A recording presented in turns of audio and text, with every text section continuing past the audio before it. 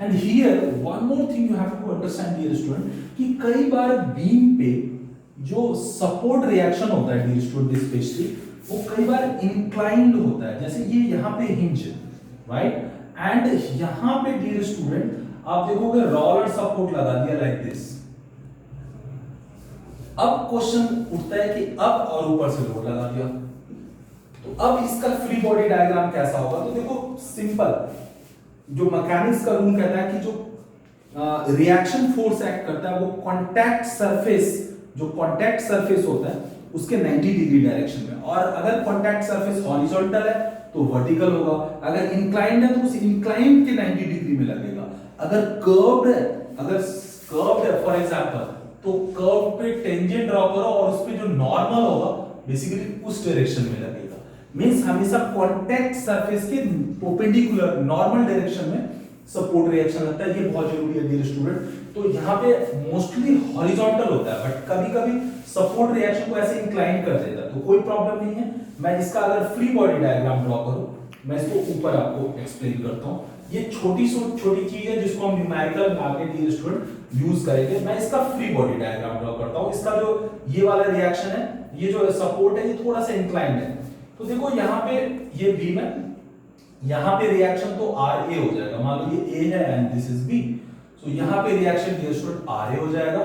But यहाँ पे dear student देखो, अगर आप देखोगे तो आपका जो कांटेक्ट सरफेस है वो ये है राइट, तो इसके 90 डिग्री डायरेक्शन में मींस इधर RB लगेगा, दिस इज वेरी इंपॉर्टेंट है ना, यहाँ पे RB लगेगा। अब इस RB का दो कंपोनेंट हो सकता है, एक वर्टिकल ये और एक हॉरिजॉन्टल, बट जो सपोर्ट रिएक्शन लगेगा वो RB इस डायरेक्शन में, इसके 90 डिग्री डायरेक्शन में लगेगा, which is very very important right. कभी कभी अगर ट्विस्ट करता है क्वेश्चन में तो ऐसे करता है। So you have to fit in your mind this information that support reaction will always act normal to the contact surface, ये चीज आपको ध्यान रखना है। और सपोर्ट रिएक्शन हिंज हो सकता है, रोलर हो सकता है, और जहां पे भी सपोर्टेड होगा आपको रिएक्शन फोर्स निकालना होगा। एंड रिएक्शन फोर्स कैसे निकालेंगे, स्टैटिक डिटरमिनेशन, स्टैटिक इक्विलिब्रियम के जो तीन कंडीशन है उसमें मेनली दो कंडीशन लगती है, sigma v0 sigma m0। Sigma h0 means horizontal force तो लगता नहीं है राइट, हम बीम को वैसे भी हॉरिजॉन्टल फोर्स नहीं लगाते, तो अगर कभी लगेगा तो फिर एक्सियल थ्रस्ट डायग्राम बनता है, वो थोड़ा सा अलग कॉन्सेप्ट है। तो सिग्मा v0 सिग्मा m0 से जनरली आपके रिएक्शंस फाइंड हो जाते हैं, और आपको निकालना है सिंपली सपोर्टेड बीम एंड उसी का जो एक वेरिएंट है ओवरहैंग बीम। कैंटिलीवर में आपको सपोर्ट रिएक्शन नहीं फाइंड करना है। एंड एक और चीज, छोटी सी चीज है डियर स्टूडेंट, एक तो ये कॉन्सेप्ट आपने समझा, एक और मैं आपको बताना चाहूंगा कि डियर स्टूडेंट ये सिंपली सपोर्टेड बीम है राइट, ये सिंपली सपोर्टेड बीम है, और लेट्स से यहां पे रोलर सपोर्ट है। सो यहां पे देखो और ऊपर से लोड लग रहा है, ऊपर से लोड मतलब मैं इसको इंक्लाइंड लोड लगा देता हूं W, जो कि थीटा एंगल पे है। तो देखो यहां पे इसका मैं फ्री बॉडी डायग्राम ड्रॉ कर रहा हूं, तो ये बीम का ये सपोज A है और ये B है, तो यहां पे तो RA लग जाएगा राइट, यहां पे जो सपोर्ट रिएक्शन है वो वर्टिकली अपवर्ड A पॉइंट पे RA लग जाएगा और B पॉइंट पे ये RB लग जाएगा right. But you have to understand कि इस W की वजह से, ये जो W है, इस W का दो कंपोनेंट होगा, एक ये वाला कंपोनेंट और एक ये वाला कंपोनेंट राइट डियर स्टूडेंट। अगर आपको मैकेनिक्स का बेसिक कॉन्सेप्ट पता है तो अगर ये W है और W से टच करता हुआ ये एंगल है थीटा, तो W एंगल से टच करता हुआ कंपोनेंट ये है, तो ये हमेशा cos होगा, which will be W cos theta dear student, simple है। और ये क्या हो जाएगा W sin theta। ये तो आपको पता है कि ये बहुत ही बेसिक और फंडामेंटल सा कॉन्सेप्ट है, कई बार स्टूडेंट को यही नहीं पता होता है, तो मैं आपके लिए यहाँ पे एक बार फिर से एक्सप्लेन कर देता हूँ कि अगर कोई फोर्स ये W लग रहा है और ये एंगल मान लो थीटा है, तो इस W का जो वर्टिकल कंपोनेंट होगा ये हॉरिजॉन्टल कंपोनेंट होगा, और ये वर्टिकल एक्सिस है तो इसको इस पे प्रोजेक्ट करेंगे, ये वर्टिकल कंपोनेंट होगा, यही होगा। तो देखो सिंपल, ये जो ट्राइंगल है, ये जो ट्राइंगल है, इस ट्राइंगल में ये ये W दिया हुआ है डियर स्टूडेंट, ये W दिया हुआ और ये थीटा है। तो अगर मैं ये वाला निकालूंगा तो ऑब्वियसली क्या होगा, cos थीटा अगर मैं अप्लाई करूंगा तो cos थीटा होगा this which is this by w hypotenuse, तो ये हो जाएगा w cos theta, right, simple. सो हॉरिजॉन्टल कंपोनेंट cos होगा। अच्छा, अगर मैं यहां पे अप्लाई करूं, ये निकालना, तो ये थीटा है, तो ये भी थीटा होगा।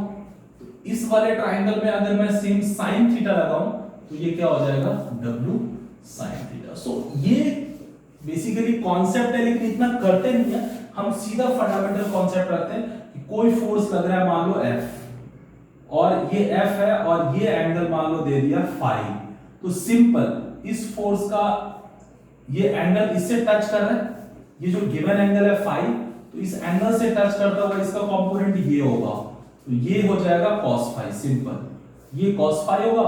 फिर ये क्या होगा डियर स्टूडेंट, ये हो जाएगा sin फाई। तो हमेशा आपको ये याद रखना है, एंगल से टच करता हुआ कंपोनेंट, ये जो फोर्स है इसका, और गिवन एंगल है फाई, तो फाई से टच करता हुआ ये कंपोनेंट है, तो ये cos होगा, तो दूसरा sin होगा। ये गिवन एंगल ये है, इससे ये वाला कंपोनेंट नहीं टच कर रहा है, बट इस गिवन एंगल से ये वाला कंपोनेंट टच कर रहा है, तो टच करने वाले को cos बोलते हैं। बट द फंडामेंटल कॉन्सेप्ट तो ऐसे समझ सकते हो, बट आपको आगे से याद रखना है, क्योंकि मैकेनिकल एंड सिविल इंजीनियरिंग में मोस्टली, स्पेशली आप जब mechanics of solid, mechanics of fluid, structural analysis, इन सब सब्जेक्ट्स में डील करते हो, तो ऑल द टाइम आपको फोर्सेस में डील करना होता है। और फोर्सेस का मतलब है उसका बेसिकली कंपोनेंट फाइंड करना। फोर्स का जो कंपोनेंट फाइंड करना होता है, ये बेसिकली डियर स्टूडेंट आपको पता होना चाहिए, इसको बोलते हैं रिजॉल्व करना, फोर्सेस को का रिजोल्यूशन करना। और कई बार रिजोल्यूशन से बेसिकली रिजल्टेंट फाइंड करते हैं, उसको बोलते हैं कंपाउंडिंग, कंपाउंडिंग ऑफ फोर्सेस। सो अगर आपके पास बहुत सारे फोर्सेस हैं, उन सबका रिजल्टेंट निकाला, दैट इज कॉल्ड कंपाउंडिंग। और अगर फोर्सेस हैं आपके और उसको स्प्लिट करना है दो कंपोनेंट में, दैट इज कॉल्ड रिजोल्यूशन। तो ये छोटा सा कॉन्सेप्ट है जो बेसिकली आपको पता होगा, नहीं पता है तो आप याद रखना। और कई बार मैंने देखा है कि स्टूडेंट को यहीं पे कंफ्यूजन है, तो मैं चाहता हूं कि आपका कंफ्यूजन यहाँ पे क्लियर हो, क्योंकि आप जो जिस टॉपिक में डील कर रहे हो वहां पे ऑल द टाइम आपको फोर्सेस, साइन कन्वेंशन, मोमेंट, इन सब पे डील करना होगा, जहां पे इस टाइप का कंफ्यूजन नहीं होना चाहिए, राइट डियर स्टूडेंट। सो भैया अगेन उस पॉइंट पे आते हैं कि ये जो w का एक कंपोनेंट w cos थीटा है और इसका vertical component w sin theta है। Now w sin theta is vertical force, not an issue, ये ऊपर से लग रहा है, यहां पे रिएक्शन जनरेट करेगा। बट ये जो w cos थीटा है, इसको एक्सियल थ्रस्ट बोलते हैं डियर स्टूडेंट, क्योंकि ये एक्सियल फोर्स इंटेंशनली नहीं लग रहा है, आपने जो इंक्लाइन लगाया तो इसका एक हॉरिजॉन्टल कंपोनेंट है, जो ये जो w cos थीटा है वो w cos थीटा b उसको रेजिस्ट नहीं करेगा, क्योंकि b पे रोलर सपोर्ट है, and you know roller axial force को फ्रीली अलाउ करता है। तो चूंकि ये जो w cos थीटा है वो बेसिकली यहां पे लगेगा, बट ये सीधा भेज देगा इसको, क्योंकि ये रेजिस्ट करेगा नहीं तो ये रेजिस्ट करेगा। हिंज वाला कभी भी इसको आगे नहीं जाने देगा। मींस ये अगर रेजिस्ट करेगा w cos थीटा को, इट मींस टेक्निकली सेइंग यहां पे एक एक्स्ट्रा फोर्स इधर ऑपोजिट में w cos थीटा लग जाएगा, which is very important. Means ये हिंज पे इसके ठीक ऑपोजिट डायरेक्शन में w cos theta same magnitude but opposite direction में हिंज पे लग जाएगा, because roller will allow it. So roller is not going to resist this axial thrust value, so hinge पे ये इफेक्ट दिखेगा और ऑपोजिट डायरेक्शन में। मींस हिंज पे जो फोर्स है, एक तो RA है वर्टिकल और एक हॉरिजॉन्टल है w cos थीटा। तो नेट रिजल्ट, नेट रिएक्शन अगर इस पे देखोगे तो ये क्या हो जाएगा, दिस का whole square plus this square का रूट, क्योंकि आपको पता है कि अगर एक वर्टिकल फोर्स हो और एक हॉरिजॉन्टल हो तो इसका जो रिजल्टेंट होता है r, ये होता है root under v square plus h square, simple. तो इस लॉजिक से RA square plus w cos theta का होल स्क्वायर का रूट हो जाएगा, ये यहाँ पे नेट रिजल्टेंट। ये चीज याद रखना, कभी-कभी इसका यूज है, हालांकि इसका शियर फोर्स, बेंडिंग मोमेंट और उसके डायग्राम मेकिंग में कहीं पे मेजर रोल नहीं है, क्योंकि जस्ट ये एक इंडिकेशन है, यहाँ पे एक्ट करता है, बट इसका कोई रोल नहीं है। हाँ, एक्सियल थ्रस्ट इसी फोर्स से बनता है, ये याद रखना डियर स्टूडेंट। सो एक छोटा सा कॉन्सेप्ट था कि अगर रोलर सपोर्ट है, हिंज है और अगर इंक्लाइंड लोड लग रहा है, तो जो इंक्लाइंड का हॉरिजॉन्टल कंपोनेंट होगा वो horizontal component basically hinge support पे ऑपोजिट डायरेक्शन में एक्ट करेगा। व्हाई? बिकॉज़ रोलर उसको रेजिस्ट करेगा नहीं, तो रेजिस्ट करेगा हिंज, सो रेजिस्ट करेगा नहीं, सो उसके ठीक ऑपोजिट में इक्वल एंड ऑपोजिट फोर्स लगाएगा। So this is what the basic concept of type of beam, right? Type of supports, right? Beam का classification आपने देख लिया. And dear student, अब हम आते हैं which is very important called type of loads.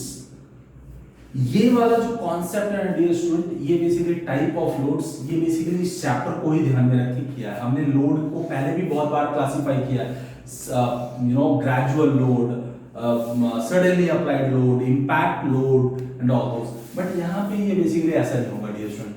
Beam पे जो लोड लगता है ना, वो लोड कितने टाइप के हो सकते हैं, इसको बेसिकली आपको अंडरस्टैंड करना है.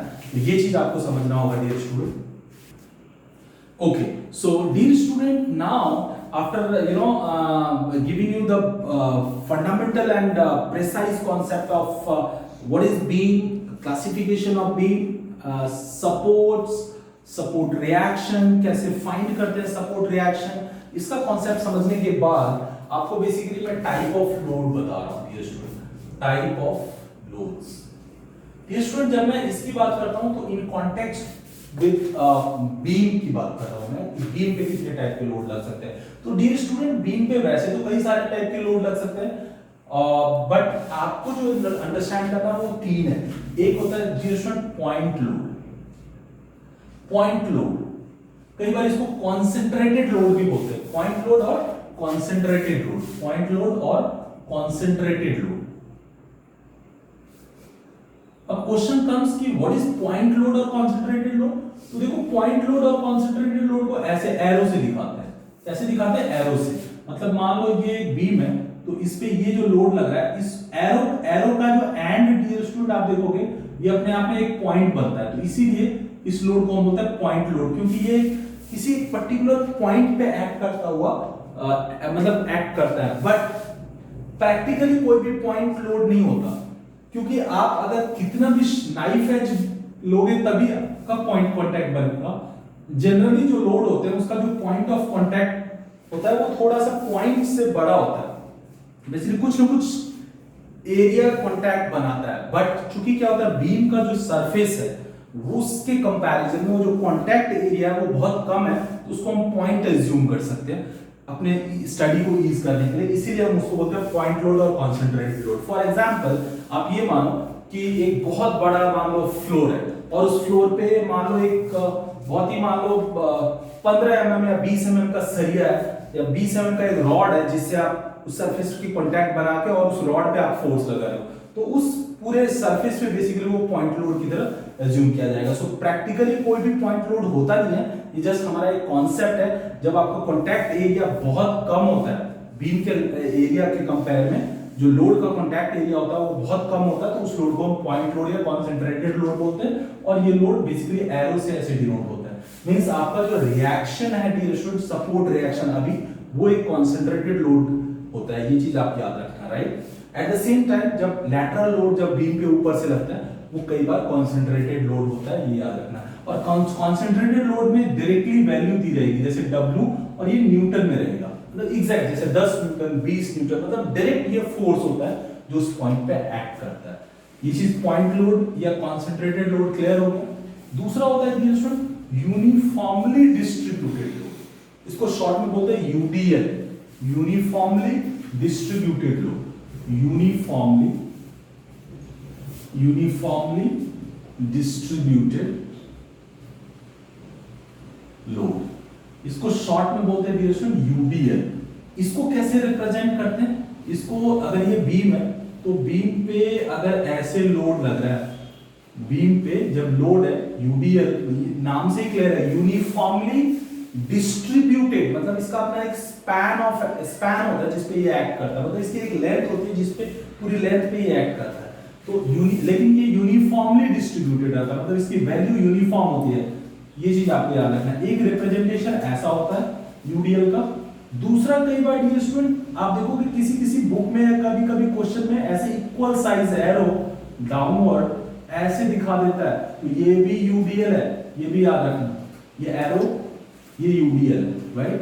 तो बीम पे अगर यूनिफॉर्मली डिस्ट्रीब्यूटेड लोड लग रहा है तो आप ऐसे रिप्रेजेंट किया जाएगा या यूं ऐसे रिप्रेजेंट किया जाएगा. और याद रखना, ये जो लोड है ये किसी पॉइंट पे नहीं लगता, इसका अपना एक स्पैन होता है, ये क्या कहलाता है इसका एल, स्पैन, ये स्पैन है। और इसकी जो वैल्यू होती है डियर स्टूडेंट, ये कभी भी न्यूटन में नहीं होती है, ये न्यूटन पर मीटर में होती है। मतलब इसका अपना जो पर यूनिट ऑफ स्पैन है ना, उसके साथ इसको रिप्रेजेंट किया जाता है। जैसे मान लो ये यूडीएल है, तो इसको हम रिप्रेजेंट करेंगे स्मॉल डब्ल्यू न्यूटन पर मीटर, ऐसा दिया जाएगा, डब्ल्यू न्यूटन पर मीटर या पर यूनिट लेंथ। ये स्मॉल डब्ल्यू से मोस्टली डिनोट होता है डियर स्टूडेंट, ये याद रखना। और ये कैपिटल डब्ल्यू से, जो पॉइंट लोड होता है वो कैपिटल डब्ल्यू से डिनोट होता है, और जो यूडीएल होता है वो स्मॉल डब्ल्यू से डिनोट होता है, यूनिफॉर्मली डिस्ट्रीब्यूटेड लोड। ये भी आपका क्या है, ये स्मॉल डब्ल्यू न्यूटन पर मीटर। सो अब क्वेश्चन ये उठता है कि बीम का जो वेट है, बीम पे एक्सटर्नली जो लोड लगेगा वो तो यूडीएल होता है, बट बीम का जो अपना खुद का वेट है डियर स्टूडेंट, वो वेट बेसिकली बीम, वैसे तो हम एनालाइज करते हैं तो बीम अगर दिया हुआ हो तो उसका वेट उसके सेंटर ऑफ ग्रेविटी से एक पॉइंट लोड की तरह रिप्रेजेंट करते हैं। बट यहाँ पे शियर फोर्स बेंडिंग मोमेंट में याद रखना, बीम का वेट जनरली दिया नहीं होता, बट अगर क्वेश्चन दिया हुआ बीम का वेट, तो बीम का जो वेट है वो उस बीम के पूरे स्पैन पे यूडीएल की तरह एक्ट करता है, राइट। ये बहुत इंपॉर्टेंट कॉन्सेप्ट है, ये कभी कभी अगर क्वेश्चन कॉम्प्लेक्स होगा उसमें ऐसा यूज करते हैं। मान लो ये बीम है, इसका वेट दिया हुआ मान लो 100 Newton, and let's say beam की लेंथ है 5, क्या है 5 मीटर। तो अब आप इस वेट को इसके पूरे लेंथ में डिस्ट्रीब्यूटेड एज्यूम करोगे, और आप इसको अगर फोर्स के टर्म में बोलोगे तो इस पे एक यूडीएल वर्चुअली एक्ट करेगा, और ये यूडीएल की वैल्यू क्या होगी, तो 100 न्यूटन है, और ये 5 मीटर पे एक्ट कर रहा है। So the small w, like this UDL which is existing due to its weight, so इसकी वैल्यू क्या होगी, weight per meter of length 5, that is 20 Newton पर मीटर। तो एक UDL एग्जिस्ट करेगा। सो अगर बीम का वेट दिया हुआ है और उसका स्पैन दिया हुआ, तो UDL एक वर्चुअली इस पे एक्ट करेगा वेट की वजह से, और वो UDL बेसिकली क्या होगा, weight divided by it's span. तो अगर इसका बीम का जो सेल्फ वेट होता है, सेल्फ वेट, तो self weight will always create UBL. ये चीज आपको समझना है डियर स्टूडेंट, एक छोटा सा पॉइंट है but very important. Now question comes कि प्रैक्टिकली यूडीएल कहां पे लगता है। तो देखो बीम पे अगर बहुत बड़ा बीम है, मान लो बहुत बड़ा ब्रिज है, और उस पे कहीं पे एक सर्टेन पॉइंट पे मान लो एक बहुत ही स्मॉल कॉन्टैक्ट पे लोड लग रहा है, तो वो पॉइंट लोड होगा। बट कई बार अगर आप देखोगे तो ये बीम है, और इस पे अगर आप देखोगे इतना बड़ा ब्लॉक रखा हुआ, तो ये जो ब्लॉक है बेसिकली ये एक तरह से यूडीएल की तरह एक्ट कर रहा है, क्योंकि ये पूरा इसका कॉन्टैक्ट बना रहा है। बट अगर यहीं पे एक स्मॉल ब्रैकेट को वेल्ड कर दिया जाए, राइट, स्मॉल ब्रैकेट को वेल्ड कर दिया जाए, और फिर यहाँ पे एक ब्रैकेट को वेल्ड कर दिया जाए, और यहाँ पे अगर मैं W लोड लगाऊं, ये W, तो ये W यहाँ पे बेसिकली पॉइंट लोड एक्ट होगा, क्योंकि ये जो कॉन्टैक्ट एरिया है बहुत कम है। हालांकि ये वाला कॉन्सेप्ट हम आगे न्यूमेरिकल में भी देखेंगे। अब इसको बेसिकली हम आगे देखेंगे, क्योंकि इसमें थोड़ा ये एक स्पेशल केस होता है। अगर ऐसे ब्रैकेट वेल्ड है और तो अगर ये यहाँ पे लोड लग रहा है, तो ये बीम पे बेसिकली बेंडिंग मोमेंट, मतलब मोमेंट और फोर्स दोनों एक्ट करता है, और ये कैसे करता है वो हम आगे देखेंगे। सो मेरा यहाँ पे आपको समझाने का मतलब है कि यूडीएल हमेशा स्पैन पे लगता है, उसका जो बीम का सेल्फ वेट है वो भी यूडीएल की तरह ट्रीट होता है। वेट अगर दिया हुआ है तो अदरवाइज हम वेटलेस बीम एज्यूम करके एनालाइज करते हैं, सिर्फ एक्सटर्नल लोड को लेते हैं। नाउ कम्स की the third load is called gradually varying load, right, gradually varying load. ये क्या होता है डिविजन, ग्रेजुअली वेरिंग लोड, या dear student uniformly varying load भी बोलते हैं, uniformly varying load, uniformly varying load. इसको शॉर्ट में डियर स्टूडेंट क्या बोलते हैं, यूवीएल, जीवीएल और यूवीएल। ये इंपॉर्टेंट है डियर स्टूडेंट। ये वाला जो केस है ये बेसिकली आपके एग्जाम में थोड़ा कम आता है, बट आता है। ये दो मोस्ट कॉमन है, पॉइंट लोड और यूडीएल में तो आपको most of the time numerical में डील करना है। जैसे बीम में सिंपली सपोर्टेड बीम और ओवरहैंग बीम और अगर इजी होगा तो कैंटिलीवर। तो लोड बेसिकली पॉइंट लोड और यूनिफॉर्मली डिस्ट्रीब्यूटेड लोड होगा, लेकिन अगर थोड़ा सा अगर डिफरेंट करना चाहेगा तो वो यूवीएल या जीवीएल अप्लाई करेगा। नाउ क्वेश्चन कम्स वो जीवीएल और यूवीएल, तो देखो नाम द नेम इटसेल्फ सेज कि ये वेरिंग लोड है, बट ये ग्रेजुअली वेरी कर रहा है। मतलब पहले था यूनिफॉर्मली डिस्ट्रीब्यूटेड लोड, मतलब पूरे लेंथ पे यूनिफॉर्मली डिस्ट्रीब्यूटेड था। अभी क्या है, अभी भी इसका अपना एक स्पैन होगा, ये भी किसी पॉइंट पे एक्ट नहीं करेगा, ये भी बेसिकली लोड एक स्पैन पे एक्ट करता है, बट वो जो लोड की वैल्यू है वो यूनिफॉर्मली कांस्टेंट नहीं होगा, वो बेसिकली बढ़ता जाएगा, ग्रेजुअली वेरी करेगा। जैसे जैसे अगर मान लो ये स्पैन है तो इस एंड से स्टार्ट होगा, तो यहां से धीरे धीरे धीरे मैग्नीट्यूड ऑफ फोर्स बढ़ती जाएगी और एंड में स्पैन के एंड में मैक्सिमम हो सकती है, या यहाँ पे मैक्सिमम है धीरे धीरे धीरे कम होकर जीरो हो सकती है, या फिर यहाँ से पे जीरो है, अब बढ़ते बढ़ते सेंटर में मैक्सिमम गया, फिर एंड में आके जीरो हो गया। वो डिपेंड करता है, ये सब ग्रेजुअली वेरिंग लोड है, बट इसमें शेप अलग अलग फॉर्म होगा डियर स्टूडेंट। ऐसा भी हो सकता है कि इस एंड पे ऑलरेडी एक सर्टेन लोड लग रहा है, जीरो नहीं है, और फिर यहां से ग्रेजुअली वेरी करके दूसरे एंड पे मैक्सिमम लोड लगे, तो ये अलग अलग शेप बनता है, ये सब ग्रेजुअली वेरिंग लोड है। अगर मैं एक्सप्लेन करूं तो ऐसे आपको समझा सकता हूं। ये एक सिंपली सपोर्टेड बीम है फॉर एग्जांपल, ये यहाँ पे जीरो है और यहाँ पे मान लो मैक्सिमम है, तो ये लोड ऐसे हो सकता है, वैल्यू बढ़ती जाएगी ऐसे। So this is what GVL. अब ये अगर आप देखोगे तो ये जीरो से स्टार्ट हुआ है और यहाँ पे W Newton, small w Newton पर मीटर L लेंथ पे, ये बेसिकली L मीटर पे, ये बेसिकली इसकी वैल्यू क्या हो जाएगी, वेरी करती गई है, जीरो बढ़ती जा रही है, बट यूनिफॉर्मली अगर आप देखोगे तो ये इंक्लाइंड लाइन है, यूनिफॉर्मली वेरी करके इस एंड पे W न्यूटन पर मीटर हुआ, तो ये ग्रेजुअली वेरिंग लोड है।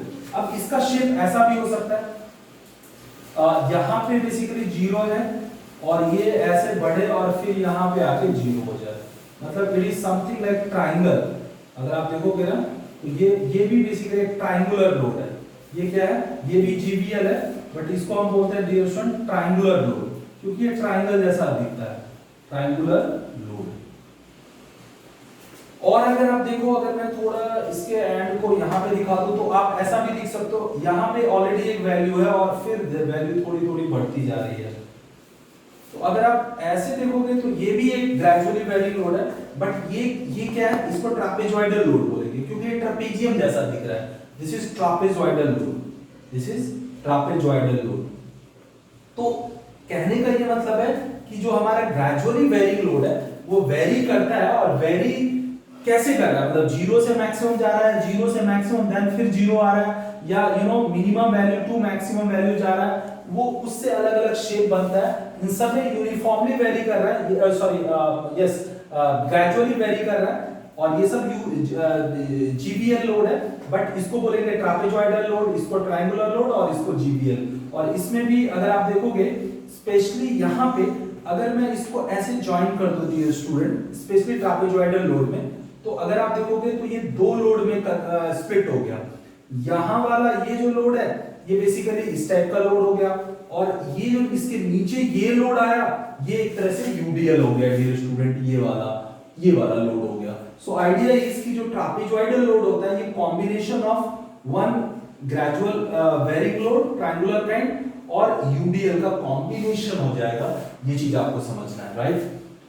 सो ये तीन लोड बेसिकली डियर स्टूडेंट आपने समझ लिया। अब यहाँ पे इन तीनों लोड की एक कैरेक्टरिस्टिक बताऊंगा जो बेसिकली शियर फोर्स कैलकुलेशन और बेंडिंग मोमेंट कैलकुलेशन में आपको as a reference concept follow करना है। वो क्या है डियर स्टूडेंट, ये देख लो, फिर इसके बाद मैं बेसिकली आपको pure shear force bending moment concept में ले चलेंगे, जो बेसिकली आपका साइन कन्वेंशन है, फिर कैसे कैलकुलेट करते हैं, उस कैलकुलेशन शियर फोर्स कैसे कैलकुलेट करेंगे, बेंडिंग मोमेंट कैसे कैलकुलेट करेंगे, दोनों में क्या रिलेशन है, और फिर ऑब्वियसली अप्लाइड क्वेश्चंस और शियर फोर्स बेंडिंग मोमेंट के कुछ इंपॉर्टेंट पॉइंट्स जो आपको माइंड में हमेशा रखना है व्हाइल ड्राइंग, है ना, वो जो क्रक्स पॉइंट है वो समझना है। पॉइंट ऑफ कंट्राफ्लेक्सर समझना है, जिसको पॉइंट ऑफ इन्फ्लेक्शन बोलते हैं, जिसको वर्चुअल हिंज भी बोलते हैं डियर स्टूडेंट। ये किस टाइप की बीम में एग्जिस्ट करेगा और इसको कैसे फाइंड करते हैं, शियर फोर्स और बेंडिंग मोमेंट में रिलेशन, और ऑब्वियसली जो न्यूमेरिकल्स हैं जो आपके एसएससी जेईई एएमआई सेक्शन में मैकेनिकल, सिविल, और साथ में अगर आप देखोगे आईईएस, इन सब के जो क्वेश्चंस हैं इसको भी हम डील करेंगे dear student. Now question comes कि अगर मुझे लोड की बात करनी है तो देखो पॉइंट लोड तो डिट्टो लोड होता है W न्यूटन। तो जब भी अगर आप इस पॉइंट पे कोई पूछे कितना लोड लग रहा है तो यू विल से कि W न्यूटन लग रहा है। बट लेट्स से अगर हम इस लोड की बात करें तो ये पूरा डिस्ट्रीब्यूटेड लोड है, तो इसका मैं इक्विवेलेंट पॉइंट लोड अगर मैं बनाना चाहूं, ये जो यूडीएल है वो स्मॉल w न्यूटन पर मीटर और ये एल स्पैन पे एक्ट कर रहा है, तो मैं इसको w पर मीटर पे w न्यूटन है तो एल मीटर में क्या हो जाएगा w इनटू एल। तो ये जो पॉइंट इस यूडीएल को मुझे पॉइंट लोड में कन्वर्ट करना है इक्विवेलेंट पॉइंट लोड में, तो ये हो जाएगा small w L. It is quite simple, क्योंकि ये पूरे लेंथ पर मीटर लेंथ के लिए स्मॉल w है तो एल मीटर के लिए क्या हो जाएगा w into l। But now question comes कि ये WL जो पॉइंट लोड बना ये कहां पे एक्ट करेगा, तो डियर स्टूडेंट इस पूरे स्पैन के मिड में, और you can say centre of gravity पे, ये जितना स्पैन है उसके सेंटर ऑफ ग्रेविटी या मिड में, मींस w into l ये कहां पे एक्ट कर जाएगा l/2। तो यहां पे एक चीज आपको समझाना है मुझे कि अगर यूडीएल एक्ट कर रहा है किसी बीम के एक सर्टेन स्पैन पे, तो उस यूडीएल को मैं इक्विवेलेंट पॉइंट लोड अगर कन्वर्ट करना चाहूं तो यूडीएल की वैल्यू इनटू उसका स्पैन दोनों को मल्टीप्लाई कर देंगे और यू उस स्पैन के मिड में एक्ट करेगा। ये आपको समझ में आना चाहिए, ये बहुत इंपॉर्टेंट है क्योंकि इस कॉन्सेप्ट को आगे हम यूज करेंगे। नाउ कम्स कि अगर यूवीएल लग रहा है तो हम उसको नेट फोर्स कितना मानेंगे, राइट। सो नेट फोर्स सिंपल है, देखो ग्रेजुअली वेरिंग लोड और यूनिफॉर्मली वेरिंग लोड का कॉन्सेप्ट कहता है कि उस लोड अगर जो आपका एक शेप बना हुआ है, बिकॉज़ इसका स्पैन होता है, तो ये एक शेप है, ये शेप है, ये शेप है, तो नेट फोर्स इस पे कितना लग रहा है, मतलब इसको मुझे पॉइंट लोड में कन्वर्ट करना है। तो सिंपल कॉन्सेप्ट सेज कि ये जो डायग्राम बनता है ना, उस डायग्राम का जो नेट एरिया होगा, वो एरिया जो आएगा वही पॉइंट लोड माना जाएगा। मींस अगर आप ग्रेजुअली वेरिंग लोड में डील कर रहे हो और फॉर एग्जांपल आपका ऐसा लोड है, आपका लोड क्या है डियर स्टूडेंट,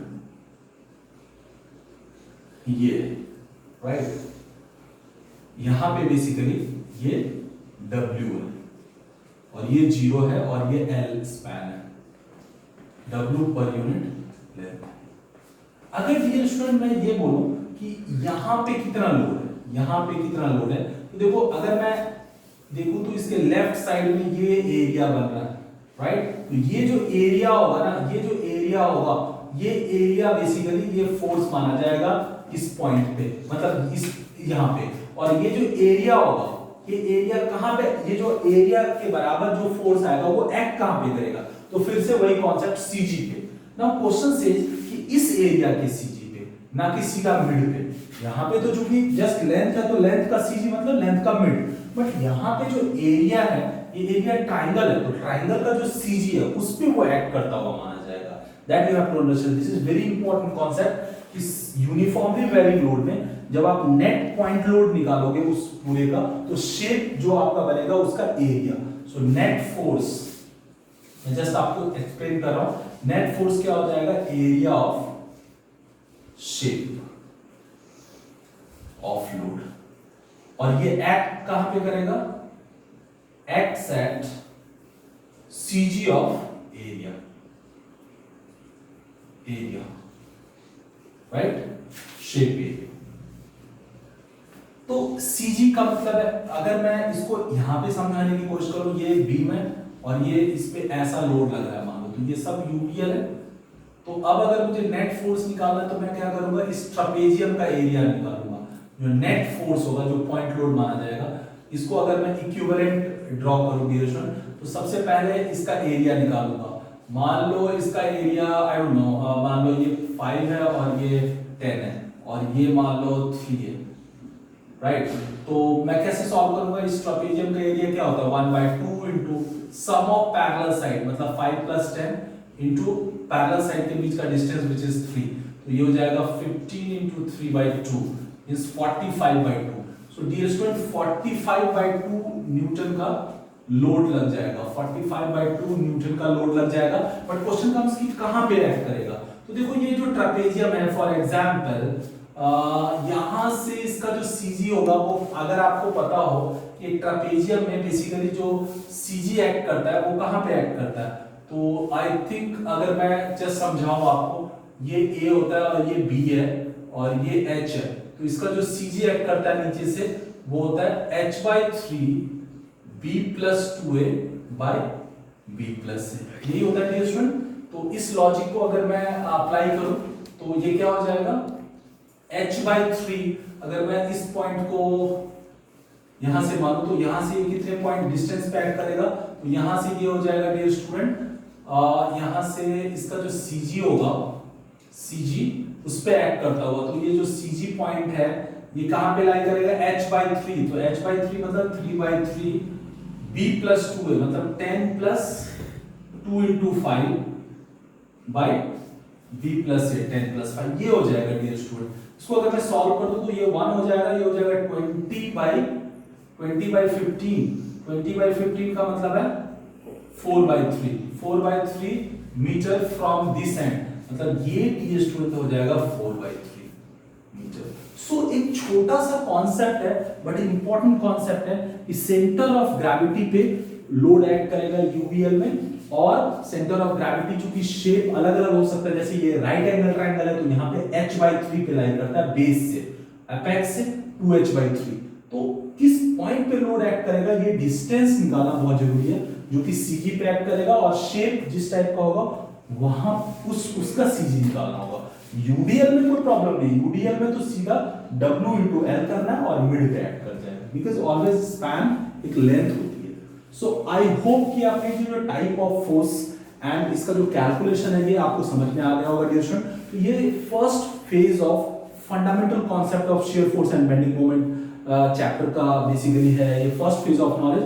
नाउ मैं आपको एक और बेसिकली वीडियो बनाऊंगा जिसमें बेसिकली हम स्टार्ट करेंगे कि साइन शियर फोर्स कैसे निकालते हैं, बेंडिंग मोमेंट कैसे निकालते हैं, उन दोनों का साइन कन्वेंशन क्या है, sagging and Hawking bending moment क्या है, और शियर फोर्स और bending moment diagram point load UDL और यूवीएल में कैसे बेसिकली उसका शेप कैसे क्या होता है और स्टैंडर्ड वैल्यू क्या होती है, जनरल इक्वेशंस वगैरह में डील करेंगे।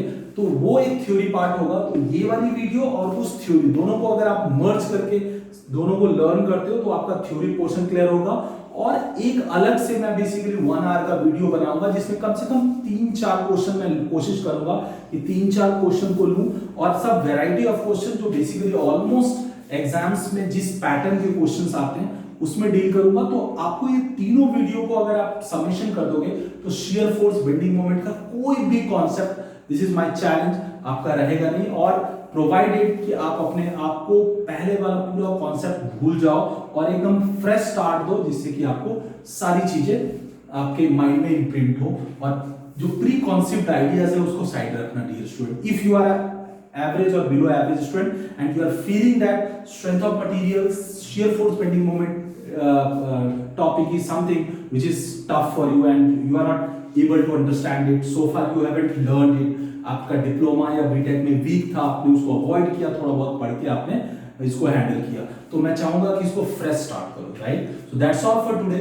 Again I am just requesting you to get the powerful video related to engineering subjects. You please subscribe our YouTube channel, like and share our videos, so that gives us the fuel to make all powerful and relevant videos related to engineering, and definitely you guys will be getting benefit from those videos. So do let us know, share your feedback, and at the end subscribe our channel. That's all for today. Thank you.